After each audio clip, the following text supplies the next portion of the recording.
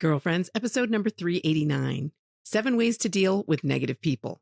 Hello and welcome to Girlfriends. I'm Danielle Bean. I'm a wife and a mom, and I'm on a mission to help you know your worth as a woman so you can find peace, balance, and joy in faith and family living. This week, we are talking about dealing with negative people. Do you have some of those in your life? I think we all need this conversation. Can't wait to get started.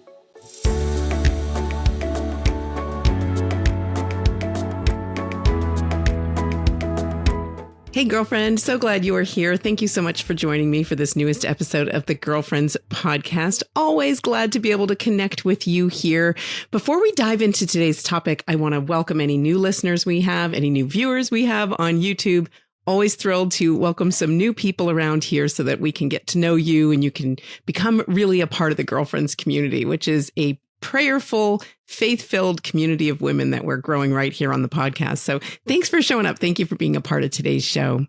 Also, I want to remind everybody that we've got lots of good things going on over at goodcatholic.com. If you are interested in going further with the podcast, one great way to do that is through the live events that we are offering on a regular basis, at least a couple of times a month over at goodcatholic.com. We've got lots of great names and faces, people joining us for important conversations over there, especially during this political season. We've had a lot of great content that's been coming out from some of our contributors over there, and I would love for you to be a part of it. I would hate for you to miss out on any of the good stuff going on there. And I would love for you to be a part of our growing community over there at Good Catholic. You can see all of the latest news, information, and the upcoming events at goodcatholic.com.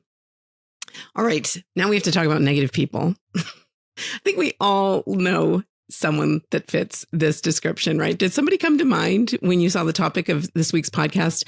Like, do you know a negative person? Is there somebody you're dealing with in a regular way that is bringing you down because they're so negative? I think we all have these Eeyores in our life. And, you know, I kind of like to think about that character of Eeyore because, yeah, he's negative, but he's also cute and kind of lovable in his own way. And it kind of feels like, you know, he can't get out of his own way. So there's a lot of sympathy to have for a character like Eeyore. If you don't know what I'm talking about, you got to read Winnie the Pooh, right? Okay. I sometimes wonder if kids today, so young people who might be listening, are familiar with Winnie the Pooh and that kind of thing. Anyway, we all know Eeyore, right? We have to. Anyway, so, you know, I just want to approach this topic not like, oh, these people who are negative, like, you know, oh, they're so terrible. Like, how do we get them out of our lives? You know, like, we're not called to be like that with the people that God places in our lives. We are called to be Christ to them.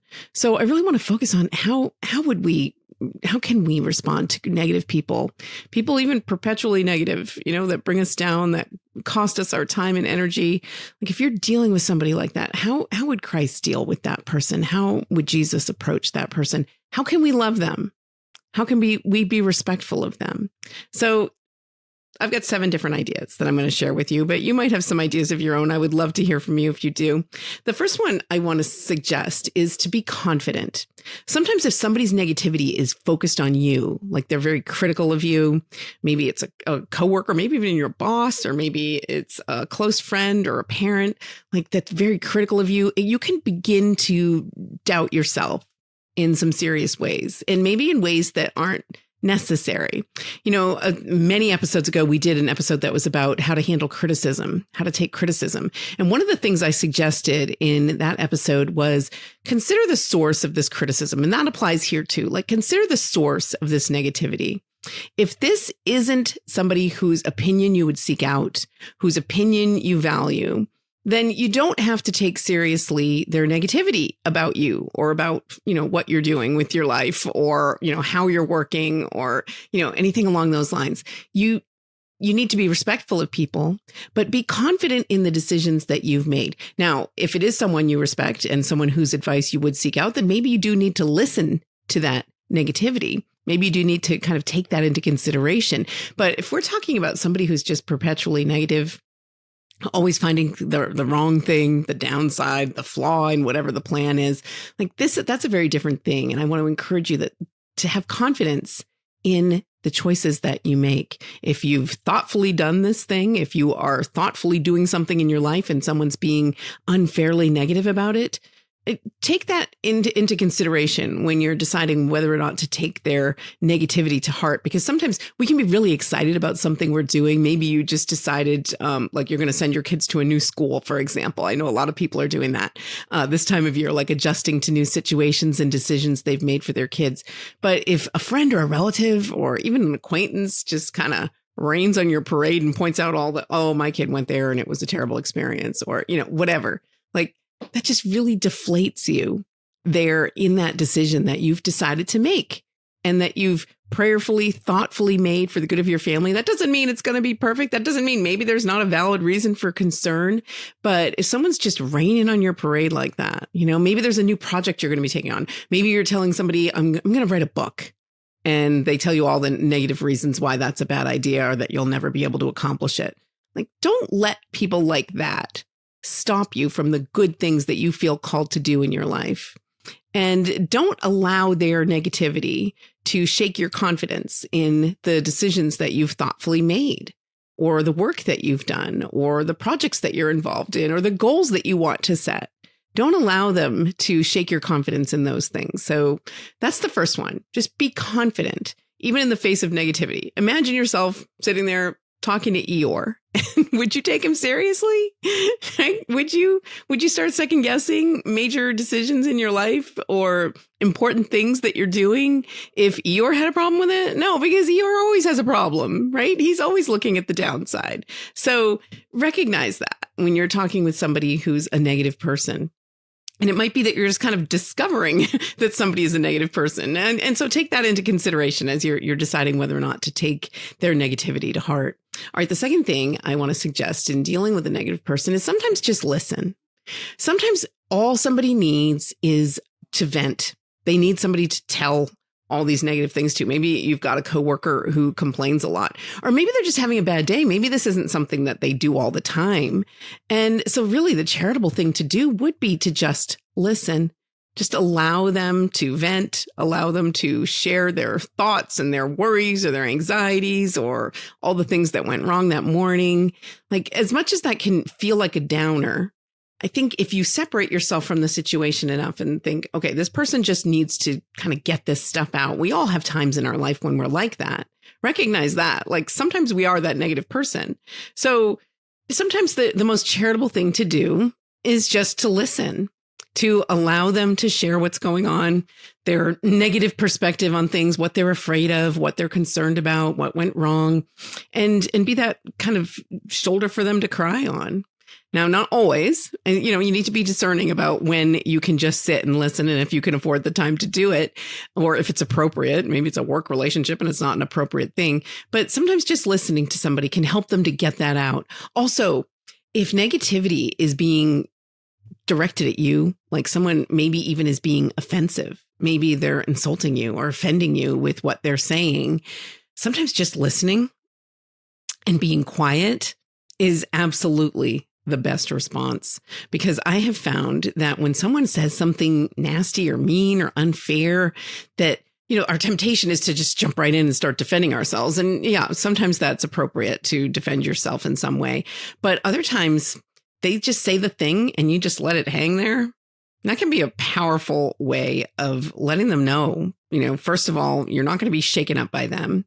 And second of all, that, to hear their own words kind of hanging in the air there is a powerful thing. And they might just say, oh, that didn't sound so great. Or it might make them pause the fact that you're not responding and think about, like, what did I just say? And how might that have been a rude or insensitive thing to say?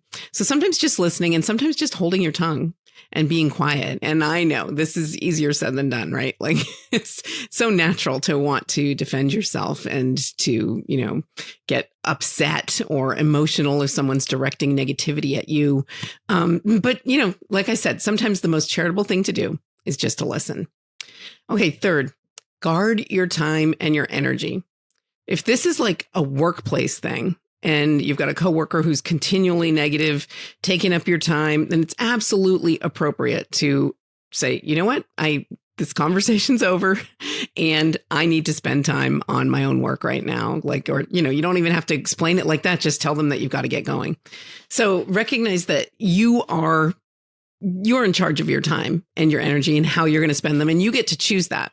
It might be that you listen, but only for a set amount of time. And that's appropriate. And even if it's not in a workplace situation, maybe you've got a friend that takes a lot of your time and energy because they're always complaining. They're always, texting you negative things or calling you, or whenever you're hanging out, they're really bringing you down. Like, you don't have to entertain that. You don't have to. So, realize that you are in control of your time and energy, and actually you're responsible for it, for how you spend your time and energy. So hanging around with somebody who's negative can really bring you down. It can really drain you of energy. Do you ever have a conversation with somebody and you just come away feeling completely deflated and like the world is falling apart? Like, that's a negative person, right? And so you might need to limit the time that you spend with people like that, and be careful of how you feel when you're talking to these people. If in fact you can kind of remove yourself from it and be that person to listen, or to kind of redirect what they're talking about, then, fine, that could be fine. But if you are having difficulty separating yourself from their negativity in that way, if it's starting to affect you in the way that you're thinking, turning your thoughts negative, bringing you down, it's not worth it. So you need to be a good steward of your time and energy, because we have so precious little time and energy every single day. So we need to be careful about how we're spending it, making sure that we're not engaging in activities and with people who are just going to bring us down and keep us from accomplishing our own goals in life. All right. The next one I want to mention is be careful to not be reactive. Now, by this, I mean, be calm in your response to a negative person. So we already talked about the fact that, like, if negativity is being directed at you, then sometimes it's hard to not just jump right in and start defending yourself. But here I'm talking about, even when it's not directed at you, sometimes you can start to feel worked up about what they're saying, or you can try to correct them, or you just get involved. Like, that really is terrible, like, oh, the world really is falling apart, right? So, be careful to just not be reactive. So if you're going to be dealing with somebody who's negative, and you know this about this person, your interactions have taught you that this is in fact a negative person in your life, then you can go into those conversations just a little bit guarded about how you're going to approach them. And it's very appropriate to, limit the ways that you're listening and to be calm in your response to them, so that it's not feeling super reactive. And sometimes I have found that it can be really powerful to just very calmly point out how they're making you feel. Not like judging them and telling them you're a terrible person because you're making me feel terrible, but you could say, oh gosh, hearing it like that makes me feel terrible, right? You can tell them that, and, just say it in this calm way. I remember once, several years ago now, there was someone who was close to me who said something, and she didn't mean it, but she said something that was like really just hurtful about me and my family. And at the time, I don't know, just by the grace of God, I didn't take it too personally in the moment. And I remember I just kind of, like, with a smile on my face, said, what a terrible thing to say, and you can even say it with a little laugh, like, what a terrible thing to say. It's just an honest, calm reaction. And, you don't have to say what a terrible thing to say. You might say, like, what a difficult thing for me to hear, or, ask them some questions about that. Actually, that's one of my future tips here in the 7 ways to handle negative people, is asking questions. But be careful to be calm and to not be reactive in how you're responding to somebody. And I know this is easier said than done, but the more you think about it, like, as I'm talking to you here, like, are you thinking about someone in your life that you deal with on a regular basis? This is really the challenging thing. If you happen to have to spend 5 minutes of your life sometime randomly with a negative person, you can manage that. But it's people that are your friends, that are your family, that are your coworkers, that you really have to deal with in an ongoing way. Then you can be thoughtful about how you're approaching the times when you're going to be spending time with them, and preparing yourself ahead of time. Like, I'm not going to be reactive. I'm not going to take it personally. I'm not going to jump right in and start arguing. I'm not going to get emotional. I'm just going to calmly respond, and calmly respond in an honest way. If it's a terrible thing to say, you can say, that's a terrible thing to say. You can do that, and it could really help them to see how their way of communicating is affecting you and affecting other people in their life. And not in a way that you have to be judging them, not in a way that you have to be lecturing them or telling them they're a bad person, but just honestly, you're completely entitled to honestly respond to the way that they're talking to you. So don't be reactive. All right, next one. Set boundaries. You can do this even with people that you have to be dealing with every day, even with people you love and maybe even live with, people in your family. You can set boundaries. And that might be that you set boundaries that there are only certain times that you're going to devote to these kinds of conversations with them. You could set boundaries with you don't talk about certain topics with them. You're allowed to do that. You know what? You don't have to be mean about how you say it, but you could say, whenever I talk to you about my work, it just gets really negative, and I would just rather not talk about that with you. It's perfectly legitimate. Or you can say, I only have 5 minutes today. If there's somebody who's taking your time and attention, like you can set that boundary even at the start of a conversation, and you don't have to say it in a mean way. Again, we're not judging. We're just kind of pointing out like we have our own goals, and sitting here taking in this negativity is not one of my goals. So you can kind of let them know that. But you can also set boundaries completely with some people. And now this is something I find that we women especially need to give ourselves permission to do. Like sometimes we have a friend, right? Someone we might call a friend, and yet our interactions with them are pretty much 100% negative. And yet we still feel like we have to keep them in our lives. And now I'm not recommending that you cut people out of your life entirely or do some big dramatic thing. But if there are people that you don't enjoy their friendship, right? If you don't enjoy friendship with somebody, then that's not really a friendship. If it's always a negative thing and it's a net negative for you every time you're kind of walking away from time with this person, maybe you don't need to have that person in your life. Now, this doesn't apply to everybody, right? If it's a family member or, a friend that you have had for a long time and you really value them outside of this one challenging aspect of their personality, then yeah, you can't just cut people out. I'm not recommending that. But there are people that we sometimes end up feeling like, I owe this person my time and attention. And you absolutely do not. A great example of this with me was a little while ago. I realized there's this person that I met at a conference years ago. I don't even remember which conference it was, years and years and years ago. And at the time, like we talked a little bit and I ended up following her on Twitter. And now this person's Twitter feed is so negative. Like every single tweet is a complaint, cranky about her job, cranky about her relationships, cranky about her dog even, and just so womp womp, you know what I mean? Like just so negative.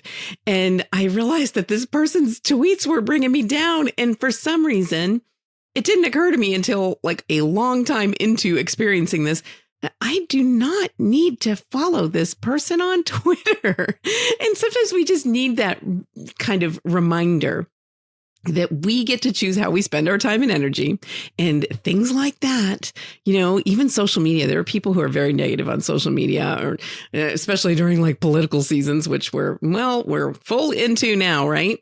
There are people who are just negative and it's just going to sap you. And so if you feel like this person will be offended if I unfollow them on Instagram or wherever you're following them, you can mute them. There are all kinds of options, right? So you don't have to do a big dramatic thing. You don't even have to let them know that you're doing this at all. Like this person on Twitter, for example, I just quietly unfollowed. She will never know.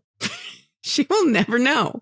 So it's not a big deal, right? So there are things like that. So for sure, like social media is one level, but then people in your real life, you can set boundaries for how often you'll meet with them, for whether or not you're going to be continuing to pursue a friendship. You don't have to make some big announcement, but you can kind of pull away from people. And that is a perfectly legitimate thing to do, is set those kinds of boundaries. So set the boundaries of how much time you'll spend with the person. Maybe it's not at all.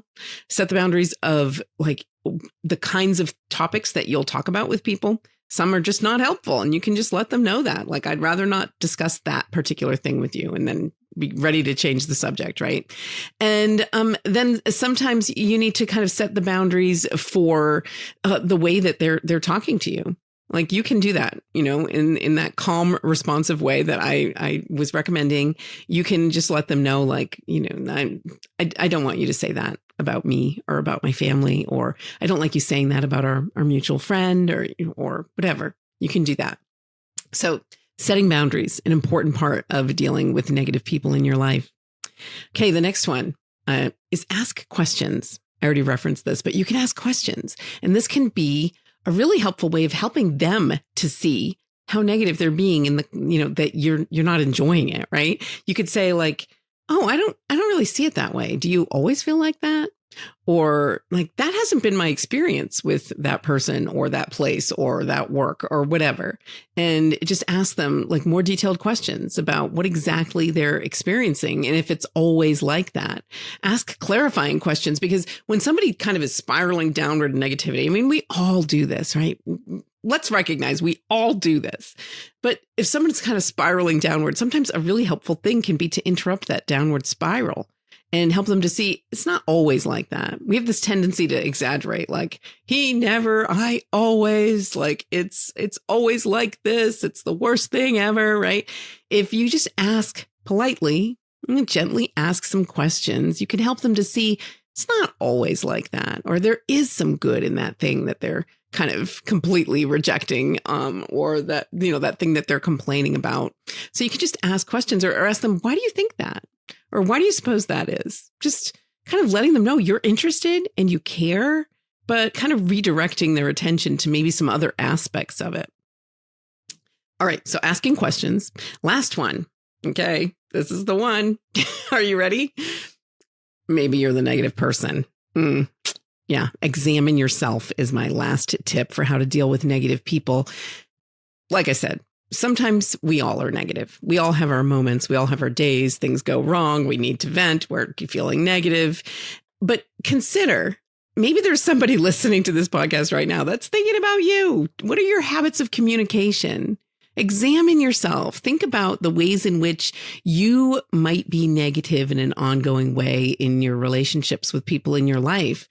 Think about what your natural response is. Now, you might be a very melancholic personality, and people like that, we love them because they pay attention to detail, and they can do amazing things because of their focus on perfection. But if you're that kind of personality, try to be self-aware. Try to be aware of the way that you communicate and how it affects the people in your life. Think about what your habits of communication are. Think about how you're feeling when you're entering into conversations with people and how that colors what you share and how you share. Pay attention to people's reactions to you and to the things that you share, because sometimes that can teach us a lot about whether or not we're being a negative person in somebody's life. So just be honest about it. And if you're not sure, you can bring this to prayer. And ultimately, that's my bonus tip for dealing with negativity in your life, whether it's negativity coming from you or negativity that you're dealing with from somebody else in your life, is pray. You can pray for that person. And also you can pray for yourself. Pray to know yourself. Pray to have like a little nudge. You might ask your guardian angel. I think we don't pray to our guardian angels enough. Think about this. Like, here's this powerful being, more powerful than any human being. And this being, this amazing angel, has been assigned to you. Like, their goal is to get you to heaven. Amazing. I think we don't think about that often enough. And so tap into that. Pray to your guardian angel. Ask your guardian angel to help you to know when you're being negative, to help you know what your negative communication habits might be, to give you that little tap on the shoulder, let you know when you're kind of spiraling into some of this negativity that's, in the end, not good for the people that you're communicating with, and also not good for yourself. That's not what God wants for you. All right. I hope some of those tips are helpful. I'll just review them here quickly to remind you what we talked about. First of all, be confident in your own decisions. Don't let a negative person derail you. Second of all, just listen. Give them the opportunity to vent, right? Third, guard your time and energy. You have an absolute right to do that. And dealing with negativity can sure sap you of both of those things. Fourth, be careful not to be reactive. Stay calm in the way that you're responding to people. Fifth, set boundaries. You can do that. You must do that. You have a responsibility to do that. So set some boundaries for dealing with negative people. then ask questions. You can help to guide the conversation in a more positive way by just asking some clarifying questions. And then finally, examine yourself. Find out if you are the negative person in the room. Are you the one? Let's be honest with ourselves. Some days we all are the one, right? So pray about that and pray for the people that you're dealing with that are negative in your life. So those are just some of my ideas. If you have some ideas of your own that you want to share with me, if you're listening to this on YouTube, you can just comment down below. If you are listening on the podcast, you can always email me, Danielle@daniellebean.com. I love to get your feedback. I especially love to get voice feedback. So you can record a voice memo on your phone and send it to my email, or you can connect with me on Voxer. So if you don't know what Voxer is, it's this fun app where you can send voice messages to each other pretty simply. And if you want to connect with me on Voxer and send me a voice message so I might add you to a future episode of Girlfriends, I would love the opportunity to do that. So go over to goodcatholic.com. The Girlfriends podcast has show notes every week for every episode of Girlfriends. And included in those show notes is always the link to connect with me on Voxer, as well as all the other information about this week's topic and links and important ways that you can contact and that we can stay in touch outside of the podcast. All right, coming up, we've got some more of the show, but first a quick break. I'm Danielle Bean, and you're listening to the Girlfriends podcast. All who have died in God's grace and friendship, but still imperfectly purified, are indeed assured of their salvation. But after death, they undergo a purification so as to achieve the holiness necessary to actually be able to enter into the joy of heaven. We want to look at the reality of purgatory in a very clear and objective fashion, as opposed to sort of the popular notions or even the popular piety that has surrounded the actual doctrine of purgatory.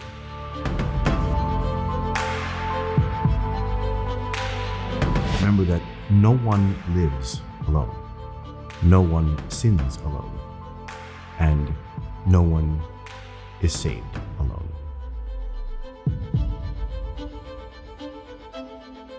You and I are engaged together in the work of sanctification, my soul, your soul, and the souls of the faithful departed. Let's not forget them, but accompany them, as St. Ambrose said, all the way to the mountain of the glory of God.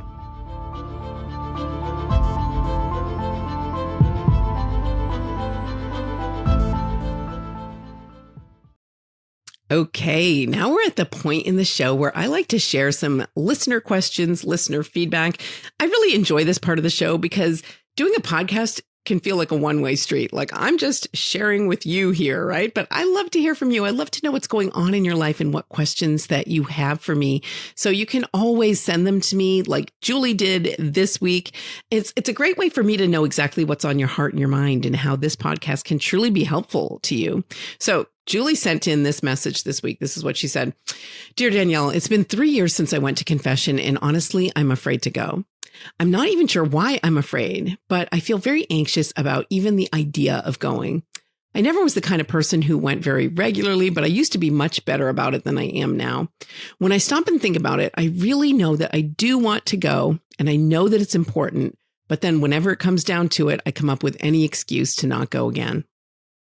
I think maybe I need some tough love to get me there. And I think your podcast is pretty good at that kind of things. So do you have any suggestions for me? From Julie. Okay. Julie, thank you so much. I appreciate that you're willing to share that with me and that you're asking me about this thing that you're struggling with and that you're recognizing that it's important. So I'm very glad for that. So I'll try to give you some of that tough love. So first of all, I'll give you the love part. It's normal to feel nervous. It's totally normal. Everybody feels a little jittery about going to confession. It's not a comfortable thing to do. Ultimately, it can feel like, you're bearing your soul. That's a really hard thing to do. We're saying out loud the things that we've done wrong. We're speaking out loud things that we've maybe kept secret for a long time.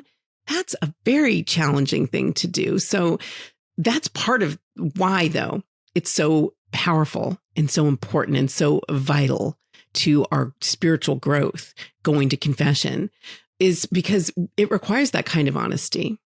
There's a saying in the 12 Steps program that's you're only as sick as your secrets. And I think that is so true. I think that's just so profound when we think about it. Like our secrets, the things that we keep secret and that we hold on to, perhaps guilt over things, a long time ago, they make us sick. And we can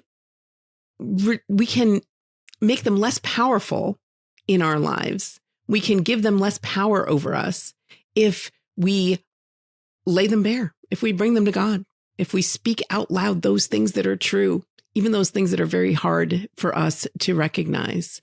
So we need to be healed. We have this need of healing. And I know that you're recognizing that, Julie, by what you shared with me, that it's important. And yet sometimes other stuff gets in the way. I want to remind you too, do you know who doesn't want you to go to confession? Do you know who's putting those little thoughts in your mind like, oh, I won't go again this week. Oh, this is more important, this thing or that thing. So recognize that it's the enemy who wants to keep you from there. And God is just waiting. Jesus is waiting for you in confession. And he wants to heal you from all of these things that are hurting you, that are bringing you down, that are keeping you from growing in relationship with him for your own good. We don't need to go to confession for God's sake. He knows. He knows. It's not like we're going to be teaching him anything, right? With what we say in the confessional. He knows all about it. We need to go for our sake. We need to be healed. And part of that process of healing is admitting the things that we've done wrong, speaking them out loud, and just opening yourself up in that very vulnerable way. And I'm sure this has something to do with the anxiety that you're feeling, because it is a vulnerable thing to do, but it's an important part of that process of opening ourselves up to receive the healing, the real grace that God wants to give to you in the sacrament of confession. So I hope that would encourage you. And then some more practical things that I might mention are make sure that you're prepared. Maybe there's a sense of I don't even know what I do when I get in there. It's been so long, I just forget, or I'm going to make a fool of myself, or the priest is going to yell at me, or, all of these things. And so just make sure you're prepared. They're very, easy to find guides to confession online. Find one that you like, the way that it walks you through. And just make sure that you're kind of prepared in that way so you don't feel like you're not going to know. And you are allowed to bring notes in with you. I used to do this a lot more regularly than I do now. But I bring in a little note card. My parents taught me to do that when I was little. And just writing out your sins on there and bringing it in, you are allowed to do that, what you want to say in there, or bringing in a prayer card that has the act of contrition on it. Because, of course, that's part of the sacrament, saying the act of contrition. And if you're afraid you're going to freeze up and you're worried about that, just bring it in with you. Many times in the confessional, there will be an act of contrition there. I've completely forgotten the act of contrition in confession before. I remember it was a confession in person at a conference that I was at. And I just kind of sat down next to this priest and I was just went blank. My mind was in a bunch of different places and I just went blank. And he was so gentle and he just nudged me along and prompted me. But it was oh my gosh, I can't believe I forgot the words to that prayer that I've known since I was 4 years old. Right. But so that happens. But if you just prepare yourself a little bit and bring in, whatever notes you want to bring in and destroy them afterwards. A really, really cute thing, a cute memory I have from my own childhood is that, I said my parents encouraged us to bring in a little note card where we wrote down our sins so that we wouldn't panic. And when we left, there was a sewer drain outside the church, and my siblings and I would tear our little note cards up into tiny pieces, put them down the drain, and imagine that they were going straight back down to hell where they belonged. Really dramatic. You don't have to do that. You don't have to litter. I think back on it now, I'm no, we probably shouldn't have been throwing paper down into that drain. But anyway. You don't have to do that, but you could burn your list if you want. That can give you a really cathartic sense of having left them behind. But you can prepare and you are allowed to bring notes in with you. Also, you might want to make an appointment. You say that you just, you keep coming down to the last minute. It's probably on Saturday afternoon at your parish and you're just oh, something else is coming up. This is more important. If you make an appointment, you're going to kind of have that social pressure that the priest is waiting for you to show up for that appointment. And every parish has the opportunity for you to make an appointment for confession. That may or may not work for you because that would be an in-person, face-to-face confession. And with anxiety, that might not help. It might help, though. Just know that that is an option for you. Also, you might want to get a confession buddy if you want some of that social peer pressure. Sometimes if I'm wanting to go to confession and I'm worried I'm going to make up an excuse at the last minute, I'll let someone know, like I'll let one of the kids know and see if they want to go with me, or let my husband know. But you might have a Catholic friend that maybe you can just kind of make a confession appointment with. And maybe you can share with that person that you're nervous about it, and they can kind of be there present with you. And as well as kind of providing that social obligation of, if you told your friend you're going, then you're probably going to go. You also might want to reward yourself, and that could be part of the process too. Like maybe if you do make a confession buddy, make a date with a friend to do it, then, maybe you go out to dinner afterwards or do something that you enjoy together afterwards. And it could be something that helps you to kind of look forward to it and rewards you for following through and doing this thing that you're kind of dreading and putting off. And just know it's going to be easier than you think. I promise you. God is going to give you the grace. Pray for the grace, pray for the strength to do this thing that you know is important and that you know that God wants for you. So pray for that strength and know that in the end, you're going to be so relieved. Focus on that. You've been to confession before. You know what a relief it can be, and how wonderful that feeling of peace can be afterwards. And in the end, it's not as big a deal as sometimes we make it up to be. Like we build these things up in our minds. And, I always kind of laugh at myself if I get worked up about going to confession, because you think about the priest who's heard like thousands of confessions, like it's just another day in the office for him, right? Like, and sometimes we get ourselves so worked up over these things. So know that it's going to be easier than you think, but know that I'll be praying for you too. I'll be praying for you, especially in this coming week, that you're going to have the grace that you need to make a good confession and receive all of the grace that God wants to give you and receive the healing that he wants to give you inside of that sacrament. And speaking of prayer, if you're listening to this podcast, you have been prayed for. Every week before I record the podcast, I pray for the people who are going to be listening. So you have been prayed for. That's an important part of the community that we're growing here at Girlfriends. I love that we're able to pray with and for one another. So know that I am praying for you. And make sure, just a reminder, to get over to goodcatholic.com to find out about all the latest events and the ways that you can continue to grow with us in community. We're really building a beautiful thing over there, and I would love for you to be a part of it, especially in these coming months, our live events that we have going on, at least a couple of them every month.